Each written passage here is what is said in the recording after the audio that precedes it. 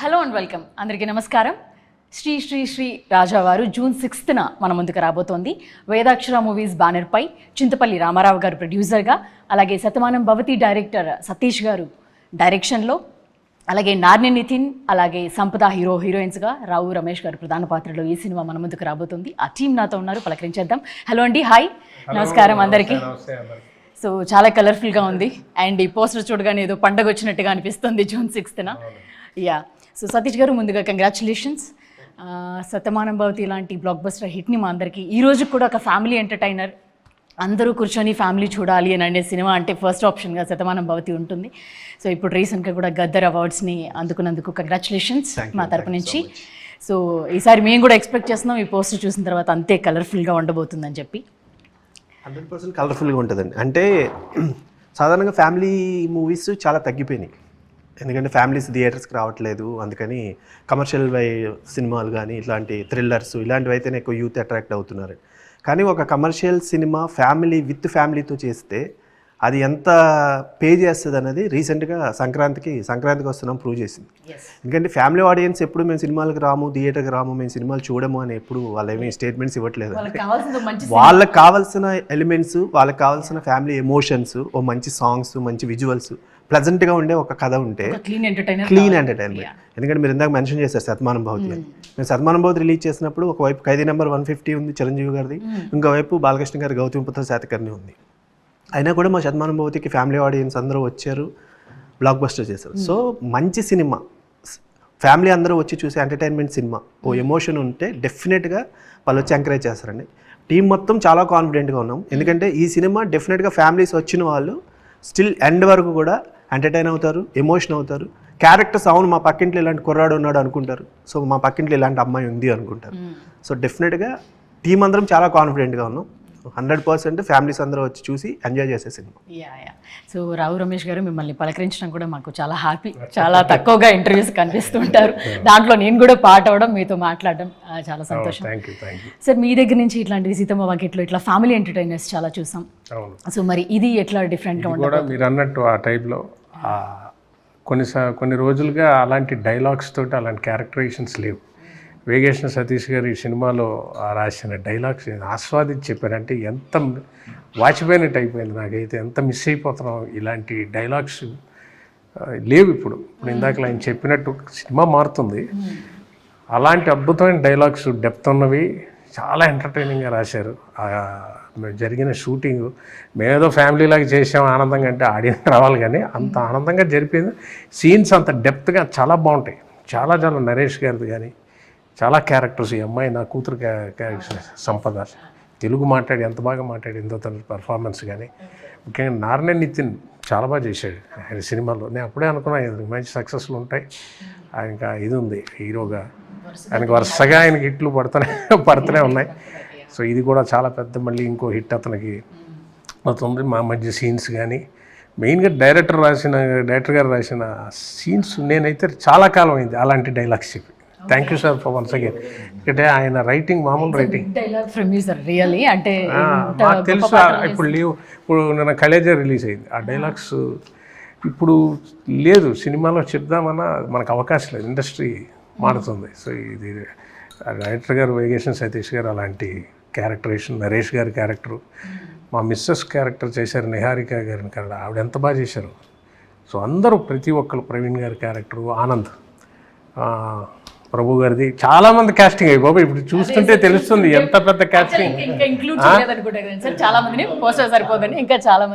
చాలా మంది ఉన్నారు. ఇప్పుడు ఆయన రచ్చరవి గారిది, భద్రం క్యారెక్టర్, అందరివి ప్రతి క్యారెక్టరేషన్ ఆయనలో ఉన్న గొప్పతనం అంటే ఉత్తినే పెట్టరు. ప్రతి ఒక్కరికి ఆ క్యారెక్టర్. చింటూ ఉన్నారు, ఆయన చూడండి చెబుతుంటే వస్తూనే ఉన్నాయి. సరయు ఆడ మా ఆనంద్ ఉన్నారు, ఆనంద్కి ఆయన సరయుకి ఉన్న క్యారెక్టరేషన్ అందరిది కొత్తగా ఉంటుంది. ఎప్పటి నుంచి డైలాగ్స్ అంటున్నారు, బాగా నచ్చింది, చాలా రోజుల తర్వాత కూడా చేస్తున్నారు. బాగా నచ్చింది అంటే ప్రతి సీన్లో చాలా ఉన్నాయండి.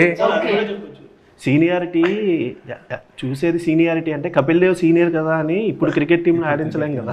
ఆడించలేము కదా. Fact and humour also satirical గా ఉంటాయి. అంటే ఆ సమయానికి ఆ సందర్భానికి అద్భుతంగా పెళ్తుంది.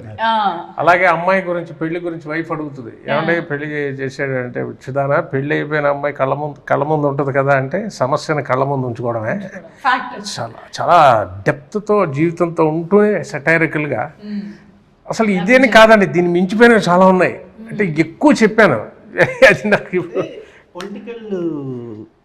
పొలిటీషియన్ అండి, పొలిటీషియన్స్ ఎలా ఉంటుందంటే వాళ్ళు ఒకే సిచ్యువేషన్ని 2 టైప్స్లో కూడా హ్యాండిల్ చేస్తారు. సో ఆయన దగ్గరికి ఒకడు వచ్చి వెళ్తుంటే పిలుస్తాడు, ఎరా కనిపించట్లేదు ఏమైంది అని అంటే మా అమ్మకి హెల్త్ బాగాలేదు సార్ హాస్పిటల్లో ఉంది అంటే, అవునా అయ్యో సరే డబ్బు ఏమన్నా అవసరమైతే వచ్చి ఇంటికి వచ్చి అడిగి తీసుకెళ్ళు అంటే, అయ్యో వద్దు సార్ అన్నారు, ఆ మాట అన్నారు చాలా అని వెళ్ళిపోతాడు. జస్ట్ అతను అలా వెళ్తాడు, ఇంకొకటి పరిగెత్తుకుంటే ఈయన దగ్గరికి వస్తాడు, సార్ మీ గురించే వస్తున్నాను.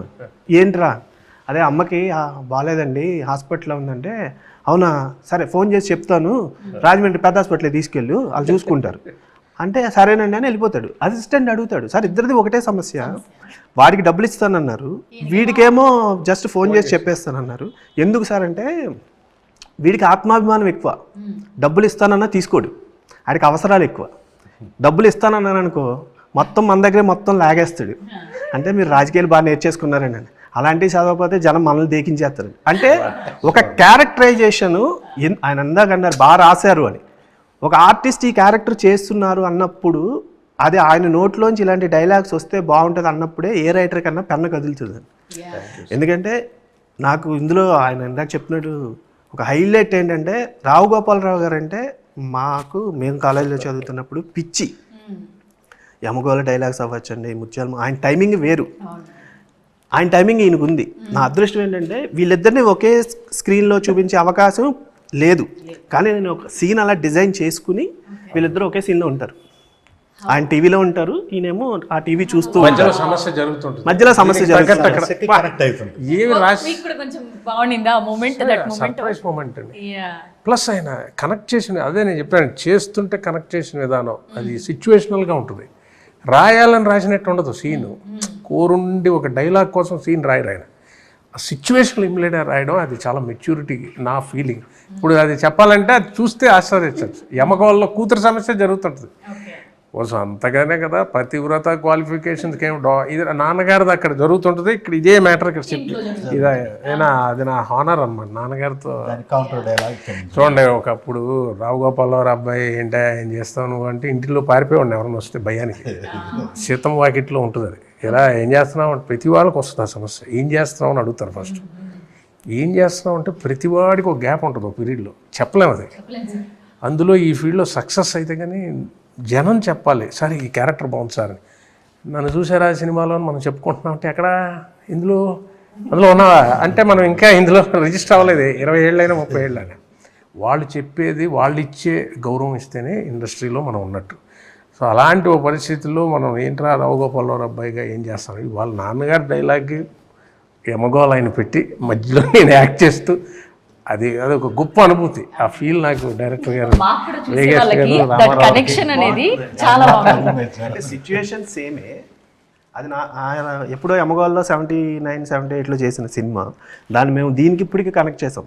సిచ్యువేషన్ సేమ్, హీరోయిన్ ఒక అబ్బాయిని ప్రేమించింది, పెళ్లి ఫాదర్కి ఇష్టం లేదు. సో రావు గోపాలరావు గారు అందులో అదే చెప్తారు, వెళ్ళి ఫోటో చూపించు అంటారు, ఈయన కూడా కరెక్ట్గా వచ్చి ఫోటో చూపించు అంటారు. సో ఇక్కడ టీవీ చూస్తూ ఉంటారు, ఆ అమ్మాయి వచ్చి హీరోయిన్ మదర్ వచ్చి అబ్బాయి నచ్చలేదంట అనగానే ఈయన కౌంటర్ పడదు, రావు గోపాలరావు గారు కౌంటర్ పడదు, ఎందుకట అని. దానికి మళ్ళీ హీరోయిన్ మదర్ ఒక డైలాగ్ చెప్తారు, మీరు అనగానే నేను అనుకున్నా ఏ సీజీలో తీసుకొచ్చారా ఏదో అనుకున్నా, బట్ ఇది చాలా ఐకానిక్ సీన్ కదా.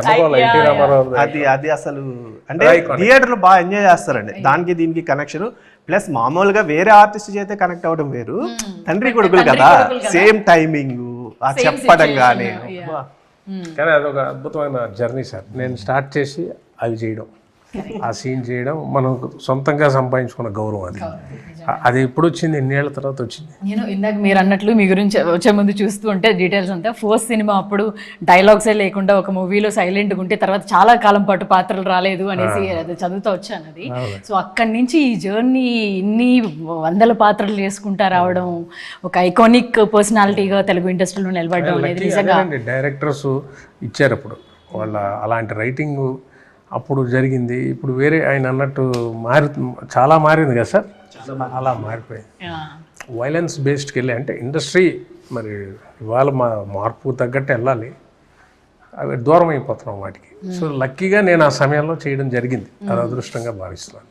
మామూలుగా సార్ డైలాగ్స్ అన్నీ కొన్ని సినిమాల్లో ఇంకా పేలుతూనే ఉంటాయి. ఇప్పుడు కూడా సోషల్ మీడియాలో వీడిని ఎవరికైనా చూపించంటారా కొంచెం ఇలాంటివి కానీ ఇట్లాంటివి ఏవో ఖచ్చితంగా అవి కంటిన్యూగా అందరూ వాడుతూనే ఉంటారు.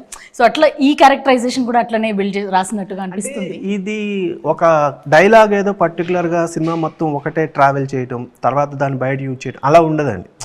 ఇదేంటంటే ఆ సిచ్యుయేషన్కి తగ్గట్టు ఆయన ఒకటి చెప్తారు, అది అండర్లైన్ ఇంకంతే. ఎందుకంటే ఇప్పుడు ఎవరైనా నా కూతుర్ని ఎందుకు ప్రేమించావు, లేదంటే నా కూతురు చుట్టూ తిరగద్దు, ఇలాంటివే చెప్తారు. ఆయన పొలిటీషియన్ కాబట్టి ప్రేమించడం ఎలక్షన్స్లో నిలబడటం లాంటిది ఎవరైనా చెయ్యొచ్చు, కానీ గెలవడం అంత ఈజీగా. ఒక్కోసారి అపోజిషన్ చాలా స్ట్రాంగ్గా ఉంటుంది. సో ఇదేంటంటే వాడికి ఇండైరెక్ట్గా హీరోకి వార్నింగ్ ఇవ్వడం, plus at the same time ప్రేమని ఎలక్షన్స్ని కలపడం. ఎందుకంటే ప్రేమించిన వాళ్ళందరూ సక్సెస్ అవ్వరు, ఎలక్షన్లో నిలిచిన వాళ్ళందరూ విన్ అవ్వరు. సో ఆయన క్యారెక్టరేషన్ మొత్తం అలాగే ఉంటుందండి. అంటే ఎక్కడైనా సరే చాలా logically very entertaining, it's not serious, very entertaining. అది ఆయన పెన్న తాలూకా బలం. నేను చాలా కాలం మిస్ అయింది చెప్పి, అందుకు ఆస్వాదించి చెప్పాను. డబ్బింగ్ చెప్తూ కూడా అంత ఎంజాయ్ చేసి చెప్పి ప్రతిసారి అరిచేసేవాడు అందులో, సార్ ఏంటి సార్ ఇలాంటి. అది ఇప్పుడు టక్కని చెప్పమంటే కాదు, చూస్తే ఆస్వాదిస్తారు. సో మీకు ఎలా అనిపిస్తుందండి? సో హ్యాట్రిక్ మళ్ళీ హ్యాట్రిక్ కొట్టిన నారాయణ నితీష్ యాడ్ అవుతున్నారు, అలాగే రావు రమేష్ గారు అండ్ నేషనల్ అవార్డు అందుకొని ఇప్పుడు గదర్ ఇంత బ్యూటిఫుల్ టీమ్ జాయిన్ అయింది, మీకు వచ్చింది. సో ఏంటి మీరెంత కాన్ఫిడెంట్గా ఉన్నారు? డెఫినెట్గా, ఎందుకంటే హిట్ ఫార్మాట్లో ఉన్న వాళ్ళు అందరూ ఆల్రెడీ నేషనల్ అవార్డు కొట్టున్నారు. ప్లస్ మన తెలంగాణ ప్రభుత్వం ఇచ్చినటువంటి గద్దరు అవార్డ్స్లో కూడా శతమానం భవతికి వచ్చింది. సో ఎంత అంటే దిగ్గజాలు ఉన్నటువంటి దాంట్లో ఆల్రెడీ సక్సెస్లో 3 సినిమాలు హిట్ కొట్టున్నాడు హీరో ఆల్రెడీ. సో అతను గోల్డెన్ లెగ్గే. సో డెఫినెట్గా ఈ సినిమా కంటెంట్ పరంగా, దర్శకుల పరంగా రావు రమేష్ గారు, నరేష్ గారు వీళ్ళ నటనా ప్రతిభ ప్లస్ ఆ కామెడీ సీన్స్ కానీ, ఆ ఎమోషన్స్ కానీ, దానితో నితిన్ యాడ్ కావటం అనేది చాలా ప్లస్ అవుతుంది. సో డెఫినెట్గా నితిన్ ఖాతాలో అంటే మొదటిసారిగా సోలో హీరోగా అతనికి పెద్ద హిట్ వస్తుంది. యంగ్స్టర్స్ అందరూ కూడా మ్యాడ్స్ వీటన్నిటి ద్వారా తనకి బాగా కనెక్ట్ అయ్యి ఉన్నారు తను చేసే యాక్టింగ్ దానికి. సో ఇప్పుడు సోలోగా తనని కూడా చూడడం జరగబోతుంది. So you may be blessed, మీరు పాట అవ్వడం, ఇంత మంచి బ్యూటిఫుల్ టీమ్తో పాట అవ్వడం, మీ డెబ్యూ ఇది. So how you feeling? మీకు ఎట్లా అనిపిస్తుంది? ఫీలింగ్ వెరీ హ్యాపీ, ఎందుకంటే చాలా మంచి టీమ్ అండ్ క్రూ కాస్ట్ ఇంత పెద్దది కాబట్టి from each one of them I've learn different things. So నాకు ఇది నేను చేసిన ఫస్ట్ ప్రాజెక్ట్ ఇంత పెద్ద టీమ్తో చేయడం ఐఎమ్ వెరీ హ్యాపీ. నిజంగా 6th వస్తుందంటే ఫుల్ ఖుషి. డైలాగ్స్ చెప్పుకున్నారు. Did you felt any difficulty? అంటే ఇంతమంది రావు రమేష్ గారు మీ ఫాదర్ రోల్లోనే ఉన్నారు, పక్కనే ఉండే డైలాగ్స్ అసలు లేదు. ఎందుకంటే అందరూ కూర్చున్నప్పుడు ఇంతే హాయిగా, ఇంతే నార్మల్గా అందరూ మాట్లాడతారు. So it's a very calm atmosphere, కొంచెం కూడా టెన్స్ ఉండదు. And then in this particular scene is my favourite scene సినిమాలో. ఎక్కువ చెప్పలేను నేను, పెళ్లి కుదిరింది సెట్ అయిందనా కాదు, ఎక్కువ చెప్పలేను నేను. కానీ ఐ రిమెంబర్ ఇది చాలా వివిడ్గా. ఐ రిమెంబర్ ఒక డైలాగ్ ఉంది, పెద్ద డైలాగ్. అది చెప్పిన తర్వాత ఈయన నాకు క్లాప్ చేశారు. So that was my most memorable moment ever. So because అంటే యాక్సెప్ట్ చేయడము అంత పెద్ద యాక్టర్స్ వాళ్ళకి అప్రిషియేషన్ ఇవ్వడం అనేది, and he doesn't have to do it. అది ఇట్స్ అవసరం లేదు, కానీ he was that motivating and that encouraging. So నాకు చాలా ఈజీ అయింది. సరే ఇప్పుడు ట్రైలర్ వెకేషన్ గారి సెట్ అందరూ హాయిగా ఉంటుంది. షూటింగ్ ఆయన అలా క్రియేట్ చేస్తుంది సార్. అంటే ఒక సామాన్యంగా హాయిగా ఆయన చూసి అలా ఉంటుంది. అదేం పెద్ద ఇది ఉండదు, బిల్డప్ ఏమి ఉండదు. అందరం ఫ్రెండ్లీగా ఉంటాం ఆయన సెట్లో. అందరూ సరదాగా మాట్లాడుకునే ఒక యాంబియన్స్ ఉంటుంది ఆయన సెట్లో. ఆయన పని చేసేస్తుంటారు స్పీడ్గా, చాలా ఫాస్ట్ వర్క్ చాలా స్పీడ్, కానీ మనకి ఏమీ తెలియదు. అదే ఆ ట్రైన్ స్పీడ్గా వెళ్ళిపోతుంటుంది, కానీ లోపల హాయిగా కూర్చొని మన జాలీగా జోకులు వేసుకుని నవ్వుకుంటున్నట్టు ఉంటుంది, కానీ చాలా వర్క్ అయిపోద్ది. చాలా బాగుంటుంది ఆయనతో పనిచేయడం. సార్ మీకు అంటే ఇట్లాంటి ఫ్యామిలీ ఎంటర్టైనర్స్ని, లేకపోతే ఒక ఫ్యామిలీ మేమందరం కూడా వచ్చి మొత్తం అంత ఫ్యామిలీని చూడడం, లేకపోతే అనుభూతిని పొందడం, మీకు అలా చూపించడమే చాలా వరకు అలా ఇష్టమా? అలాంటి కైండ్ ఆఫ్ మూవీసే మీకు ఇష్టమా? అంటే యాజ్ ఎ రైటర్ డైరెక్టర్ అన్నీ ఉంటాయండి, అన్నీ చేయాలని ఉంటుంది. ఇండస్ట్రీలో ఉన్న ఒక ప్లస్ మైనస్ ఏంటంటే మనం ఒక విధంగా సక్సెస్ అవుతాం. సక్సెస్ అయినప్పుడు మనకు ఒక బ్రాండ్ వేస్తారు, ఇది బాగా తీస్తాడు అని. నేను రైటర్గా ఉన్నప్పుడు ఈవీ గారి దగ్గర కామెడీ తొట్టి గ్యాంగ్ కబడ్డీ చేశాక సతీష్ కామెడీ రాస్తాడే, ఓన్లీ కామెడీ రైటర్స్ అన్నారు. శతమానుభూతి తీసాక ఏంటి కామెడీ రాసా నువ్వు, శతమానుభూతి తీసావా అన్నారు. శతమానుభూతి తర్వాత ఫ్యామిలీ అన్నారు. సో ఇప్పుడు రేపొద్దున ఒక కమర్షియల్ సినిమా చేశాను అనుకోండి, ఓకే మళ్ళీ కమర్షియల్ వైపు షిఫ్ట్ అవుతాయి. బట్ కానీ బేసిక్గా మీరు అడిగిన దాంట్లో నాకు ఇష్టమా అంటే ఇష్టం అండి. ఎందుకంటే ఇప్పుడున్న సొసైటీలో ఒకప్పుడు ఉమ్మడి కుటుంబాలు ఉన్నాయి, తర్వాత ఉమ్మడి కుటుంబాలు విడిపోయినాయి. ఇప్పుడు చివరికి పేరెంట్స్ దగ్గర కూడా ఉండట్లా, పెళ్ళయింది అంటే సెపరేట్, అంటే ఇద్దరే. సో అట్లీస్ట్ ఇలాంటి ఒక సినిమా చూసినప్పుడు ఓకే ఒక ఫ్యామిలీ ఇలా కలిసి ఉంటే బాగుంటుందేమో, ఒక ఎమోషన్ షేర్ చేసుకోవడానికి బాగుంటుందేమో అనిపిస్తుంది. ఎందుకంటే ప్రజెంట్ సొసైటీలో ప్రాబ్లమ్స్ ఎందుకు ఎక్కువ అవుతాయండి, మీకు షేర్ చేసుకోవడానికి ఒక పర్సన్ ఉండట్లా. మీరు ఇంటికి వచ్చేసరికి ఒక మదరు, ఒక అత్తయ్యో, పెద్దమ్మో, నాన్నమ్మ ఎవరో ఉంటే ఆ ప్రాబ్లం ఇంతకుముందు చెప్పుకునేవారు. ఎందుకు అలా డల్గా ఉన్నావు అంటే, లేదు పెద్దమ్మ ఇది అయింది, లేదా అమ్మమ్మ ఇలా అయింది ఏదో. ఇప్పుడు ఇంటికి వస్తే చెప్పుకోవడానికి ఎవరు లేరు. మీరు మహా అయితే మొబైల్లో ఎవరితోనైనా నా ప్రాబ్లమ్ ఏదని షేర్ చేసుకోవాలి, ఎవరితో షేర్ చేసుకుంటారో తెలియదు. సో అట్లీస్ట్ 2.5 hours నా సినిమాకి వచ్చిన వాళ్ళందరూ ఆ ఫ్యామిలీ, ఆ ఎమోషన్స్ చూసి చిన్న హ్యాపీగా ఫీల్ అవ్వాలి అనేది ఒక నాకున్న స్వార్థం. ప్లస్ ఎలాగూ నాకు శతమానుభూతి శ్రీనివాస్ కళ్యాణ్ తర్వాత ఫ్యామిలీ డైరెక్టర్ అనేది వచ్చింది, సో చూపించడానికి బాగుంటుంది. అందుకని ఎక్కువ వచ్చిన దాని ఫ్యామిలీ ఎమోషన్స్ని ఎంత బాగా చెప్పగలం అనేది అయితే నేను ట్రై చేస్తాను. ఏదో ఒక రోజు మీరు అన్నట్టు కమర్షియల్ కొడితే మళ్ళీ అది పేరు వస్తుంది. సో సార్ అంటే ఈ సినిమాలో ఆ స్మోకింగ్ కంటిన్యూస్గా అదొక దాని గురించి ఒక డైలాగ్ కూడా ఉంటుంది, గాజులు అమ్ముకోవడం అది అని చెప్పి కూడా యాడ్ చేశారు. ఎకరాలు అమ్ముకోవాల్సి వస్తుంది, గాజులు అమ్ముకోవాల్సి వస్తుంది అని చైన్ స్మోకర్గా కూడా నాన్ను నితీష్ కనిపిస్తున్నారు రాజావారు. సో ఏంటంటే దీంట్లో ఒక మెసేజ్ ఉండబోతుందా, లేకపోతే జస్ట్ అందరు యంగ్స్టర్స్ ఇప్పుడు ఉన్నట్లు స్మోకింగ్ లేకపోతే ఏదో హ్యాబిట్ ఏదైనా సరే అలవాటుగా ఉన్నంత వరకు బాగానే ఉంటుంది, వ్యసనం అయితేనే ప్రాబ్లం. సో ఇప్పుడున్న చాలామంది ఏంటంటే ఏదైనా అలవాటు చేసేసుకుంటున్నారు, దాని నుంచి వ్యసనానికి వెళ్ళిపోతున్నారు తప్ప దాని నుంచి బ్యాక్కి రావట్లేదు. సో లైఫ్ చాలా ఉంది యూత్కి. ఇప్పుడు ఒక 60-50s తర్వాత ఎవరైనా అలవాటు చేసుకున్నారు అనుకోండి, వాడికి ఉండే లైఫ్ స్పాన్ 10-15 ఏళ్ళు ఉంటుంది. అప్పటికి ఎంతో కొంత సాధించి ఉంటాడు కాబట్టి okay. But very young generation 15-16 నుంచే అలవాట్లకి ఇదైపోతే రేపొద్దున మిమ్మల్ని నమ్ముకున్న ఒక ఫ్యామిలీ ఉంది. సో రేపు పెళ్లి చేసుకుంటే మీకు ఒక ఫ్యామిలీ వస్తుంది. సో ఇలాంటివన్నీ ఉన్నప్పుడు సాధ్యమైనంత వరకు ఇలాంటివి వదిలేయండి. ఎందుకంటే నరేష్ గారిది ఎండ్లో ఒక డైలాగ్ ఉంటుందండి, ట్రైలర్లో కూడా ఉంది. మనిషి గెలవడం అంటే తనని తాను గెలవడం.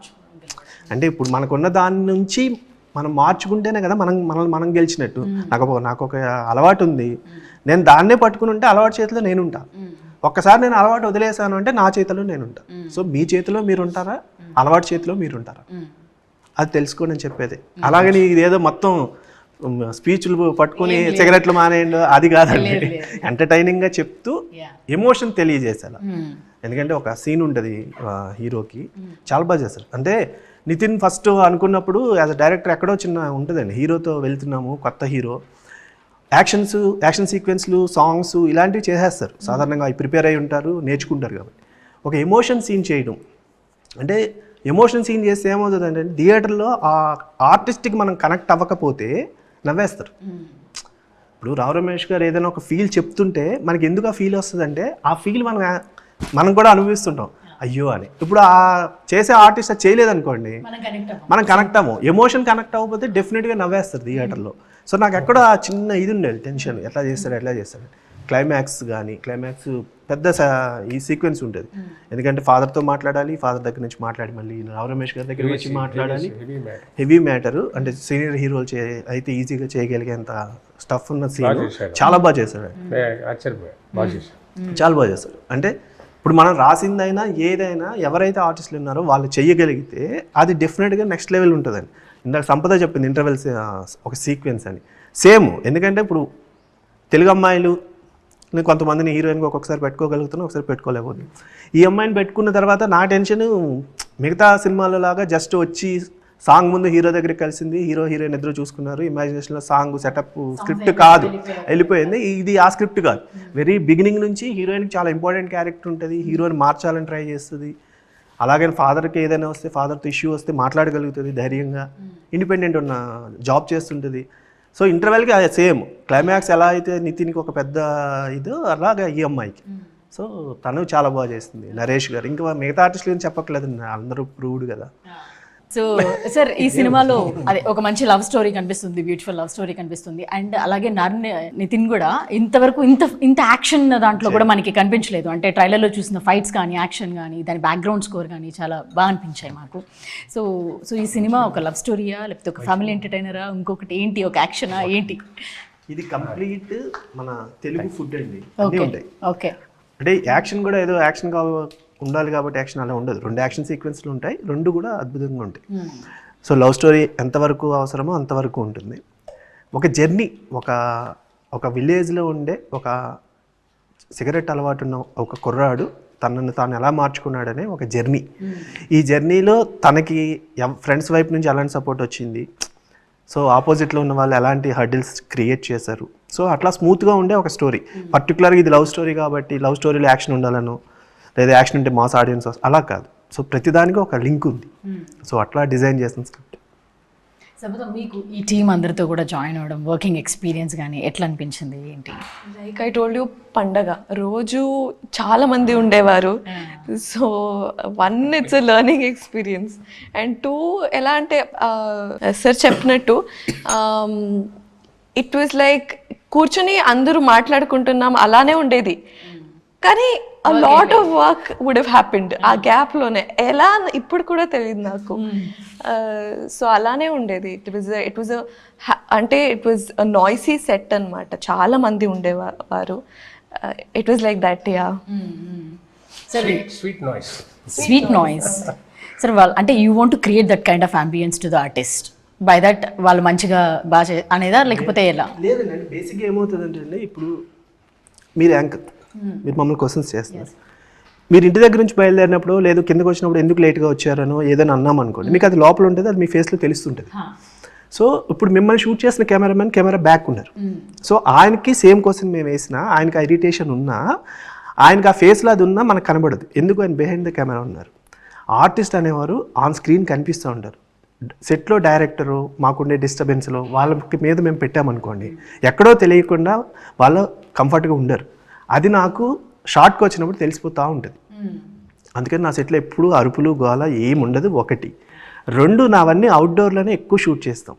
అవుట్డోర్లో ఉండే అడ్వాంటేజ్ ఏంటంటే అండి, కమర్షియల్గా ప్రొడక్షన్ సైడ్ ప్రొడ్యూసర్ గారికి ఏమవుతుందంటే అందరూ అక్కడే ఉంటాం కాబట్టి మార్నింగ్ 7-7:30 కల్లా మేము అసెంబ్లీ షార్ట్ తీయగలుగుతాం.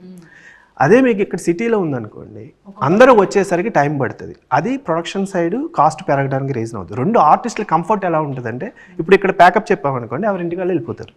ఇప్పుడు రావు రమేష్ గారు మేము అందరం ఒకే షాట్ ఉండేవాళ్ళం ప్యాకప్ అయిన తర్వాత కూడా. సో ఈవినింగ్ మళ్ళీ కలుస్తూ ఉండేవాళ్ళు, మార్నింగ్ జరిగిన షూట్ గురించి మాట్లాడుకుంటూ ఉండేవాళ్ళు. సో మళ్ళీ మార్నింగ్ అదే అంటే ఒక 30-40 డేస్ ఒక చోట అందరూ ఉంటే తెలియకుండా అందరి మధ్యన ఒక ఎఫెక్షన్ ఉంటుంది, బాండింగ్ పెరుగుతుంది. ఆ బాండింగే నాకు సెట్లో ఉండేది కనిపిస్తుంది. అందుకని వాళ్ళు ఏంటి, షార్ట్ అయిపోయింది, షార్ట్ ఓకే అంటే ఎవరికాలు క్యారవాన్కి వెళ్ళేవారు కదా, ఎందుకంటే అందరూ అక్కడే అలవాటు కాబట్టి కూర్చొని మాట్లాడుకుంటూ ఉండేవారు. నాకు అదే అట్మాస్ఫియర్ చెప్పినట్టు. అలాగే అక్కడ వీళ్ళ ఊరు పక్కనే మన అజయ్ భూపతి గారి ఊరు ఆర్చరీ, ఆయన వచ్చి RX 100 అందరినీ మొత్తం యూనిట్ని డిన్నర్కి అద్భుతమైన డిన్నర్ పెట్టి, ఇంకా ఆతిథ్యం ఎలా ఉంటుందండి రాజులది చెప్పక్కర్లేదు కదా.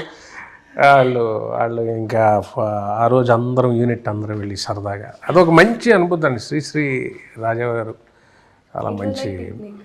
మీకు ఇంకోటి, మీరు ఆయన డైరెక్టర్ గారు చెప్పినట్టు యాక్షన్ ఫిల్మ్స్ ఈ పెద్ద హీరో పిక్చర్స్లో ఇవాళ పాన్ ఇండియా అని అయింది, అందరూ వేరే యాక్టర్స్ ఉంటారు, బికాజ్ వెళ్ళేది మెయిన్ హీరో కోసం వెళ్తారు. బట్ మొన్న కోర్టు చూశారు మీరు, అది ఇప్పుడు అలాంటివి చెప్పాలంటే మీడియం స్కేలు, చిన్న సినిమాలు మీడియం ఆథెంటిక్గా చెప్తేనే, అంటే మనకు భాష ఎక్స్ప్రెషన్ వచ్చిన వాళ్ళు చేస్తేనే వాడతాయి. మీరు అలాంటి పిక్చర్స్లో పాన్ ఇండియా లాంటిది లోపల పెడితే ఆడవండి. అది హీరో వల్ల ఏమి జరిగినా భరిస్తారు. బట్ ఇలాంటి వాటికి ఇప్పుడు ఈ సినిమా వీళ్ళు తెలుగు ఆథెంటిక్గా తీస్తేనే ఎమోషన్ వెళ్తుంది. ఆ రాసిన డైరెక్టర్స్ రాసిన ప్రతి భావం కానీ అలాగే ఈ పిక్చర్ ఉంటుంది. ప్రతి డైలాగ్ అంత ఎంటర్టైనింగ్గా ఉంటుందో ఆస్వాదిస్తారు. నరేష్ గారిది మా సీన్స్ చిన్న చిన్నవి జరిగేవి చాలా బాగా రాశారు ఆయన. అది అనుభవం ఉంటే కానీ మనకి ఆ ఊర్లోకి తీసుకెళ్ళిపోతారు మొత్తం కూర్చున్న ఆడియన్స్ని. ఎక్కడ సార్ వేరేట్లోకి ఎక్కడ sir shooting? Atreyapuram. Okay okay okay. So నిజంగా నా ట్రైలర్ చూసినప్పుడు కానీ ఆ పల్లెటూరులోకి వెళ్ళిన ఫీలింగ్ వచ్చింది. ఆ అనుభూతిని కూడా ఖచ్చితంగా ఇంతమంది అందరితో కలిసి చూడడం అనేది మాకు కూడా మీరు అన్నట్లు మా వాళ్ళనందరినీ కలవడము లేకపోతే ఒక మంచి సినిమాని చూసామన్న అనుభూతితో మేము అందరం కూడా ఖచ్చితంగా బయటకు వస్తాం. So thank you very much. 6th కోసం మీ అందరం వెయిటింగ్. సో అందరం కలిసి థియేటర్స్లో చూస్తాము. So thank you very much and thank you for your time. Thank you so much.